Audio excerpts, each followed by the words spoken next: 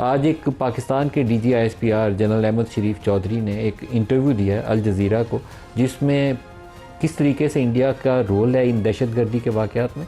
ये रियासती दहशतगर्दी है, ये दुनिया दहशतगर्दी के वाक़यात को जिक्र करती है। पाकिस्तान के ऊपर भी उंगलियां उठाई जाती नहीं, लेकिन पाकिस्तान में उन नॉन स्टेट एक्टर्स का जिक्र होता था जो यहाँ से बैठकर जहाद अफ़गानिस्तान के दिनों में, जिसको बाद में हमने खुद भी बड़ा भुगता है, वो यहाँ से पाकिस्तानी सरजमीन इस्तेमाल करते थे। पाकिस्तान ने 9/11 के बाद उनके ख़िलाफ़ बहुत मौसर कार्रवाइयाँ की कि उनको काबू पाया जा सके।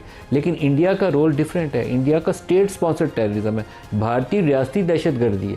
जिस सिख रहनुमा को कनाडा में कत्ल किया वो इंडियन स्टेट ने किया, और जिसको अमेरिका में करवाने की कोशिश की वो भी इंडिया की गवर्नमेंट ने करवाने की कोशिश की। और पाकिस्तान की सरजमीन पर भी चंद एक वाक़यात जो सामने आए हैं, उन वाक़यात के भी पीछे भारतीय रियासत है। एक दूसरा जो बड़ा इशू है कि इन वाक़यात पाकिस्तान या इस खित्ते के अंदर जब बदअमनी का जिक्र आता है, पुलवामा में भी, तो उसके बाद में भी मैं बहुत दफ़ा पहले भी कह चुका हूँ कि उसके वक्त भी इसराइल और इंडिया दोनों इकट्ठे थे पाकिस्तान के ऊपर। जो भी वाक़या हुआ था पुलवामा के बाद, बालाकोट स्ट्राइक वाला, उसमें भी इन दोनों का जॉइंट वेंचर था।